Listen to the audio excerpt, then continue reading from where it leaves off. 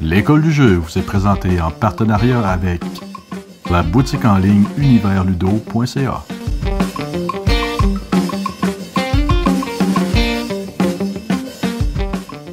Salut la gang, c'est Joe. Aujourd'hui, je vous parle d'un jeu qui s'appelle First Class. C'est un jeu de 2 à 4 joueurs qui prend environ 20 minutes par joueur pour des joueurs de 14 ans et plus. Comme d'habitude, on y va avec les règles. Je vous en reviens après ça avec mon avis. C'est parti. Donc, pour la mise en place, on commencera par donner à chaque joueur son plateau personnel, ses contrôleurs à sa couleur. On en aura un ici et un ici. L'autre va servir à marquer les points. Je vais vous montrer tantôt. On va avoir la petite locomotive comme c'est ici. Je vous l'approche pour vous la montrer un peu en détail. Qu'on va mettre ici sur la rail de chemin de fer. Ensuite, on va avoir une panoplie de petits cubes qui vont servir un peu plus tard à marquer des points. Je vous montrerai tout à l'heure. Et ici, dans le jeu, on va falloir atteindre... nos contrôleurs vont devoir atteindre une certaine place dans nos wagons de train. Donc, le premier qui arrivera au 10e wagon viendra placer son petit marqueur ici, fera le nombre de points indiqués. Comme ça, on pourra faire des bonus pour les 3 premiers joueurs qui arriveront à marquer le dernier wagon. Si jamais un joueur est le premier 2 fois, il fera 20 et 10 points. Ça serait un peu étonnant, mais il pourrait peut-être être le premier et le 3e. On va voir un peu plus tard. Ensuite, on donnera à chaque joueur 2 wagons de départ avec le 0 comme ça ici. On en placera un à cet endroit-là et un à cet endroit-là. Également, on lui donnera les 4 cartes 6e wagon à sa couleur également. C'est les cartes qui sont comme ça. La petite couleur est là. De l'autre côté, on a des pouvoirs que je vous expliquerai tout à l'heure. Pour finir, on prendra la pile de cartes de fin de partie ici. Avec ce dos-là, cette face-là ici. On en a plusieurs. Le premier joueur va en prendre le nombre de joueurs plus 1, comme mettons à 3 joueurs, on va en prendre 4. Il va pouvoir les consulter, en choisir une et passer le reste à son voisin. Tout le monde va en choisir une comme ça pour avoir un objectif de fin de partie de départ. Ensuite, pour le plateau de marquage de score qu'on a ici, on va venir mettre notre 3e contrôleur qui nous restait sur le 0,50 ici. Dans le fond, tantôt, je vous avais dit qu'on avait une coupe de cubes en réserve, à part marquer le bonus déjà pris. Vous allez avoir à mettre un marqueur. Chaque fois que votre personnage fera le tour, vous allez mettre un petit marqueur ici. Donc, à la fin de la partie, vous allez additionner vos petits marqueurs qui valent 50 points chaque, puisque la piste fait 50 points en tout. Donc, 50 points par petit marqueur. Par exemple, si j'aurais 2 marqueurs 100 points, mon conducteur serait, mettons, sur le 9, j'aurais donc 109 points. Donc, c'est comme ça que le comptage des points s'effectue en fin de partie. Pour continuer la mise en place, vous allez prendre les cartes de wagon comme ça ici, que vous allez séparer. Toutes les cartes sont recto et verso, donc vous allez prendre votre pile de 0, que vous allez séparer en 2 pour faire la pile de 0 et de 1. La pile de 2 que vous allez séparer en 2, faire la pile de 2 et de 4. Même chose pour la pile de 7, que vous allez faire une pile de 7 et de 12. Donc, tout le même principe, ils sont recto-verso. Ensuite, vous allez faire la mise en place des cartes pour les 6 rounds de la partie. Donc, les cartes X seront obligatoires à chaque partie. C'est comme un peu les actions de base qui vont se retrouver dans chacune de vos parties. Ensuite, vous allez ajouter 2 modules. Ici, par exemple, le B et le C. Donc, vous allez prendre B1, C1 et vous allez le mettre avec les X1. Le 2C, 2B avec le départ 2X ici. Le B et le C numéro 3 avec le X numéro 3. Vous allez ensuite bien mélanger ces 3 paquets-là. Je les ai mélangés à peu près, mais c'est pour la démonstration. Gardez le 1 très proche, c'est pour vos 2 premières rounds. Mélangez le 2 que vous pouvez laisser en retrait. Même chose pour le 3, on mélange, on met en retrait pour un peu plus tard. Ensuite, vous aurez besoin de la tuile premier joueur, dont non pas celle pour indiquer le premier joueur, mais celle qui vous permet de devenir le premier joueur. Vous allez la mettre dans le coin supérieur au gauche de votre zone de jeu ici. Aussi, si vous avez déjà choisi qui deviendra le premier joueur, vous pouvez déjà lui donner le petit pion ici du personnage à barbe blanche. Encore une fois, près du plateau, vous pouvez disposer cette tuile, cette pile de tuiles, excusez-moi, c'est le 10e wagon que vous allez avoir. Le seul truc important, c'est de mettre le moins de points sur le dessus. en montant jusqu'au fond de la pile. Donc le 5 sur le dessus, le 15 en dessous en ordre. Un peu en retrait ici aussi. Ensuite, vous vous souvenez les cartes d'objectifs de fin de partie. Vous allez prendre celle qui a resté de tout à l'heure. Je vous disais, on en prend une de plus que le nombre de joueurs. On va la remettre dans le paquet. On va brasser. On va mettre le paquet à disposition quelque part et on va en retourner 4 qui seront disponibles pour la partie. Comme ça ici. Dans le fond, ces 4-là vont être disponibles tout au long de la partie. On n'en sortira pas de nouvelles. J'ai pas joué avec tous les modules. Peut-être qu'il y a des modules qui permettent d'en rajouter, puisque dans le livret de règles, on dit de laisser le paquet à portée comme ça. Mais on dit que ça va être les cartes pour la partie en cours. Donc, pour finir, vous allez prendre votre paquet de cartes numéro 1 de tout à l'heure. Vous allez sortir les 18 premières cartes, dans le fond 6 sur 3 rangées. Je vous fais la mise en place, puis je vous reviens. Donc voilà, 6 cartes sur 3 rangées, 18 cartes. Vous allez garder le reste de la pile des cartes 1 sur le côté ici, parce que vous allez en avoir besoin pour la première et la deuxième manche. Donc pour la troisième et la quatrième, vous allez prendre le paquet 2. Et pour la cinquième et la sixième manche, vous allez prendre le paquet 3. Vous êtes maintenant prêt à débuter. Chaque tour de table se jouera de la même façon. À son tour, un joueur doit prendre une des 18 cartes en jeu ou la tuile pour devenir le premier joueur. S'il prend la tuile pour devenir premier joueur, vous devez éliminer la première carte en haut à gauche. Si elle est déjà prise comme ça, par exemple, ça va devenir celle-là ici qui va être retirée de la partie. Donc, si jamais toute la première rangée était prise, ça serait celle-là ici. Donc, vous comprenez le principe que ce serait toujours, à chaque fois qu'on va venir choisir de prendre l'action de la tuile pour devenir premier joueur, qu'on va venir retirer la carte la plus en haut à gauche de celles qui sont présentes lorsqu'on va prendre la tuile. Les tours vont s'enchaîner comme suit. Par exemple, c'est mon tour, je prends cette carte-là, j'applique l'effet, je la place sur mon plateau personnel. Le joueur à ma gauche va venir prendre une carte également, disons celle-ci. Et le joueur applique les effets, le joueur en face va faire la même chose. Si par exemple il prend celle-là, vous vous souvenez au départ, je vous ai parlé d'une partie à 3 joueurs. Donc, aussitôt que dans une rangée, il a été pris autant de cartes qu'il y a de joueurs. Donc, si j'ai pris 3 cartes sur cette rangée-là, nous sommes 3 joueurs. Je venais éliminer les cartes restantes et les mettre dans la défausse.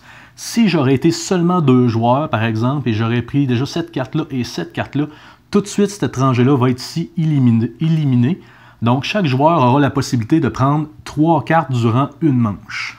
Comme je vous disais, à une manche, on va prendre 3 cartes.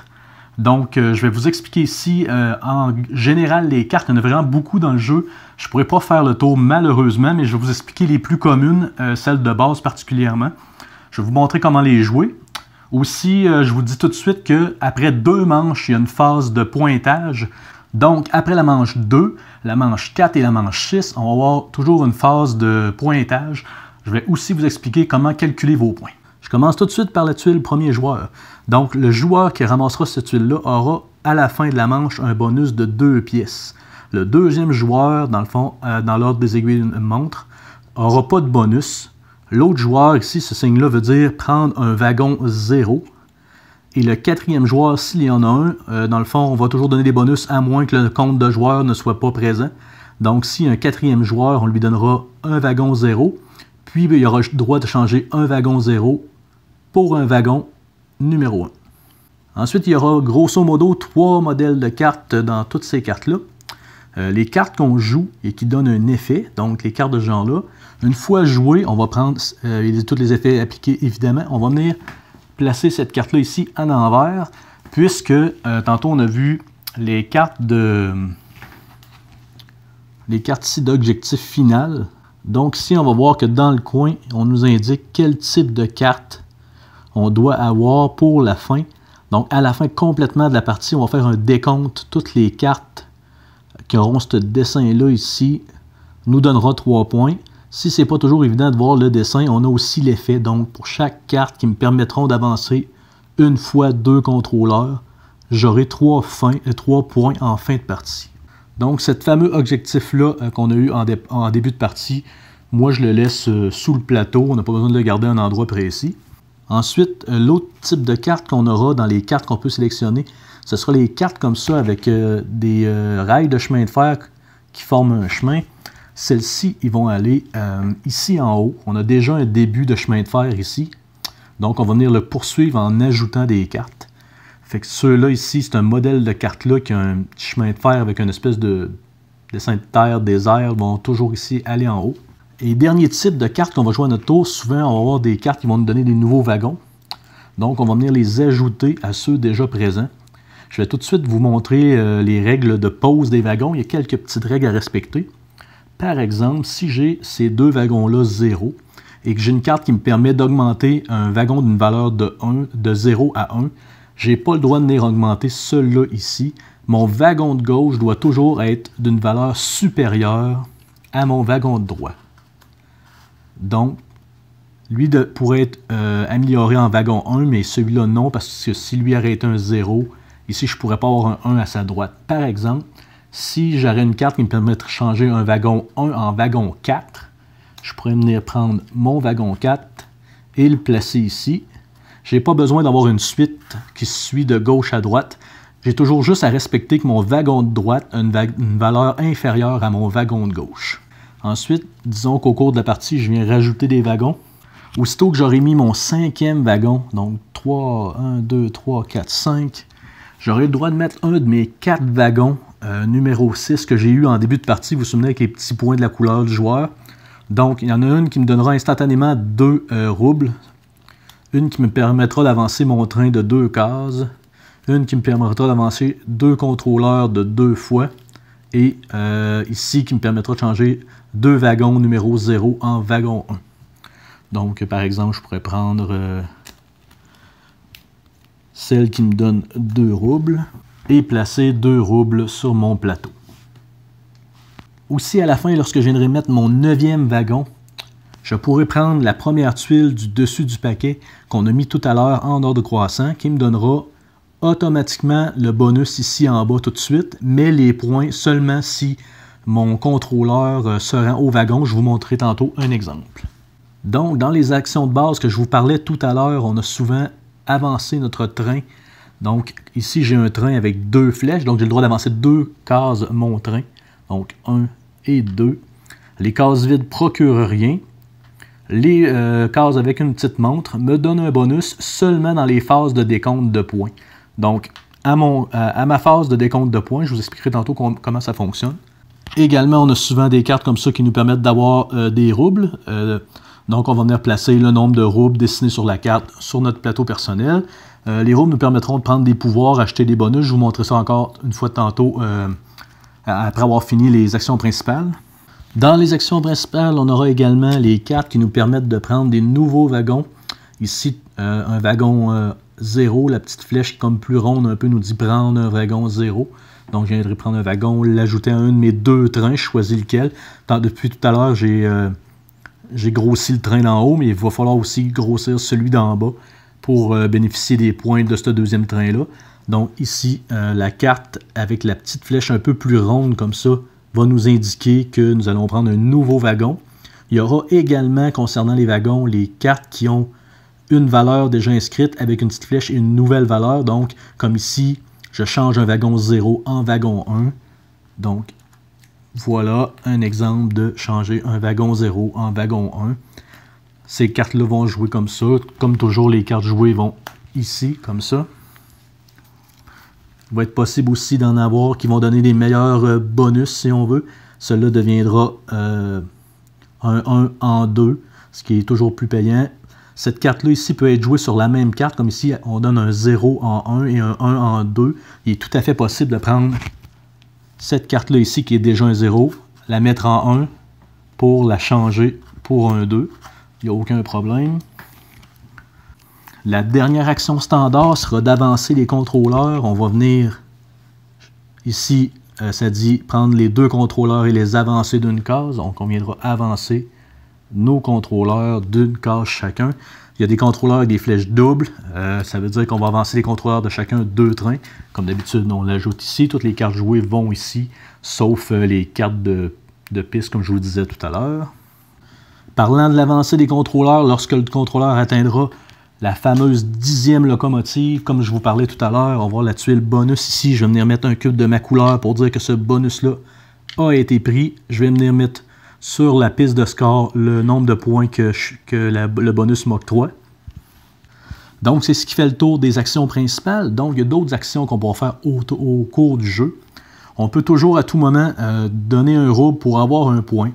Cette action-là, je vous conseille de la garder pour la fin, puisque à la fin, dans le décompte final, on va venir changer chaque rouble pour un point. Donc, cette action-là va se faire automatiquement tout seul à la fin de la partie. Donc, à moins d'avoir une carte qui vous fait bénéficier d'un bonus, si vous avez un nombre de points, c'est inutile de venir échanger des roubles pour des points.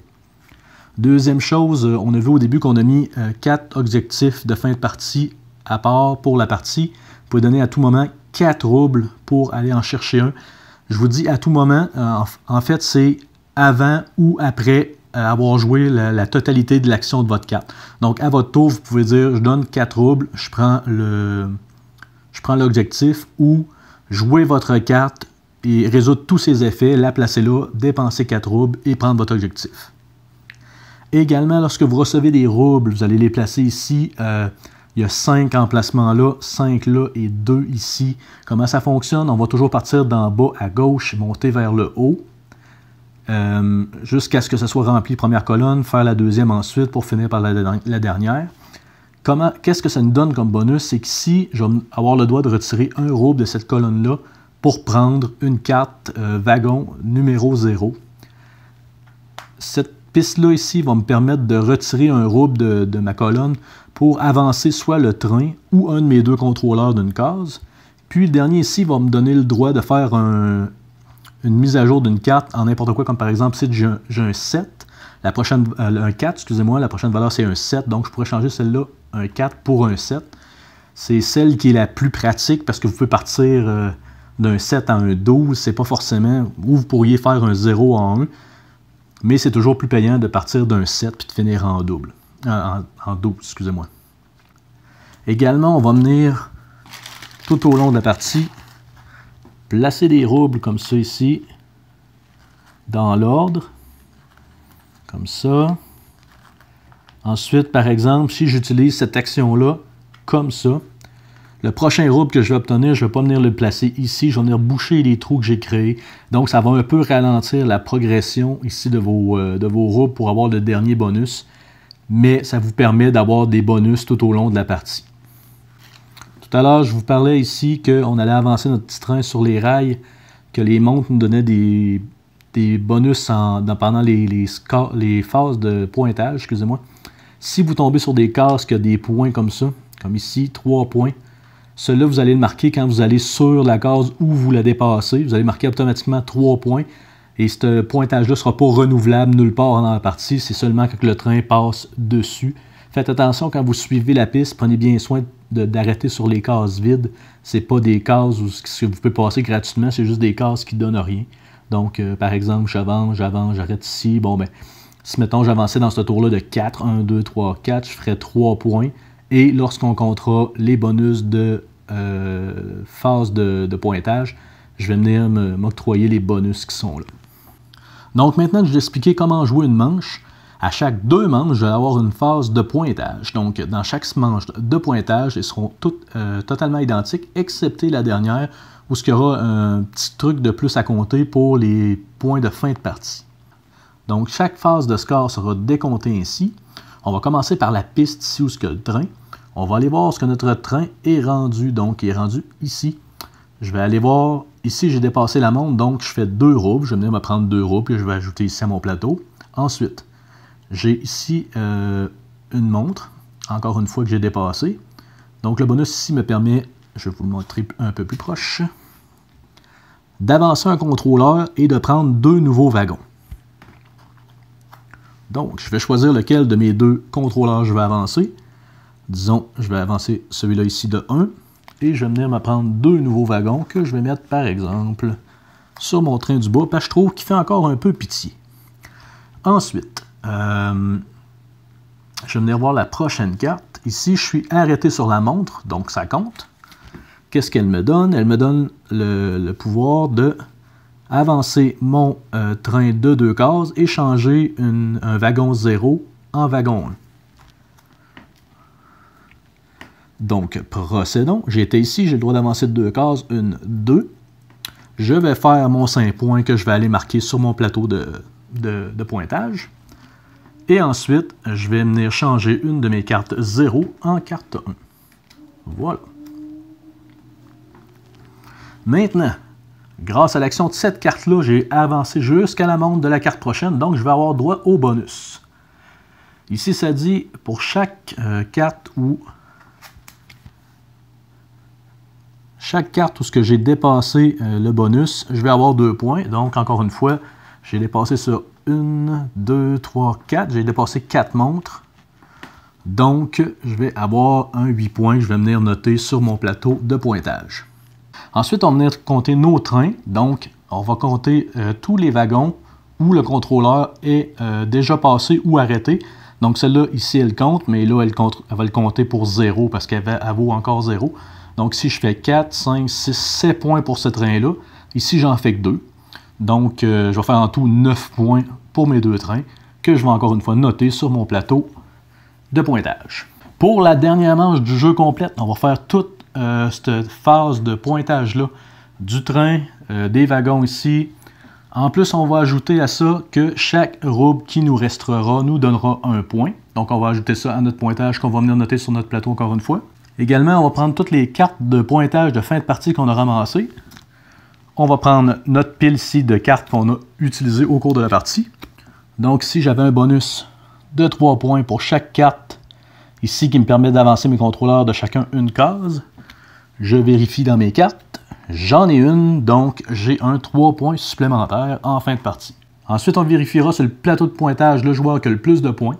Si plusieurs joueurs sont égaux, malheureusement, ils se partageront la victoire tristement. Donc, qu'est-ce que j'ai pensé de First Class? Premièrement, points positifs. Pour les points positifs, comme d'habitude, les règles sont super bien écrites. Là, le jeu n'est pas disponible en français, c'est un jeu en anglais. Je ne sais pas s'il va être traduit. Pour l'instant, il est en anglais, mais si vous vous débrouillez en anglais, il ne devrait pas avoir trop de problèmes. Il n'y a pas un langage ultra compliqué.